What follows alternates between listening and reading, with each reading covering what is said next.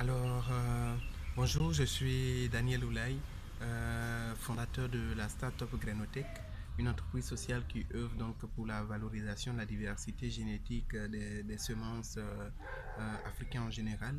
Alors, nous promouvons le festival alimentaire, qui est un festival qui se tient chaque année en mois d'octobre dans plus de 60 pays. L'idée de ce festival, c'est de pouvoir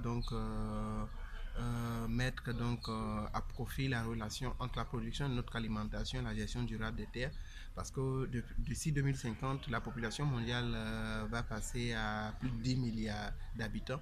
Et l'urgence de notre planète, c'est de pouvoir nourrir cette nouvelle population grandissante avec peu de terres arables.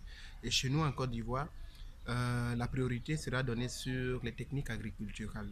C'est-à-dire comment est-ce qu'aujourd'hui agriculteurs ou producteurs d'aliments peuvent arriver à produire avec moins de 2 millions de terres arables et nourrir 23 millions d'habitants sans toutefois faire recours à l'utilisation intensive des engrais prohibés ou à des techniques de production agriculturelle non durables.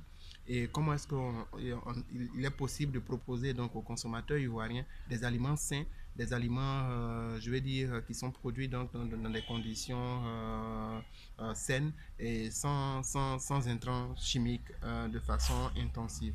Donc, en clair, ce festival est un lieu de rencontre entre consommateurs et producteurs, mais aussi un espace de débat citoyen sur cette question fondamentale. Donc, l'idée sera de donner la parole au public pour qu'elle puisse donner porter sa voix sur l'urgence et sur les grands défis liés à l'alimentation en Côte d'Ivoire.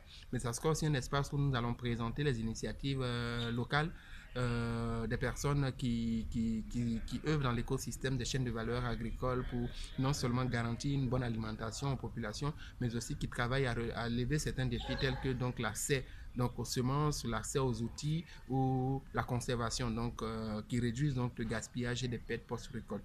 Donc en clair, c'est un festival qui s'intéresse à toute la chaîne de valeur, de la fourche à la fourchette, donc depuis la terre jusqu'à notre alimentation. C'est pourquoi est-ce que il est dénommé festival donc aliments et terre. Voilà. Donc pour nous, c'est le lieu donc d'inviter toutes ces personnes-là qui veulent savoir ce qu'elles mangent, qui veulent savoir les conditions dans lesquelles les aliments qui sont produits ou qui atterrissent dans les assiettes, les conditions dans lesquelles ces aliments sont produits, des personnes qui comprennent qu'en réalité, notre alimentation est notre premier remède et c'est d'abord celle-là qui garantit notre santé physique.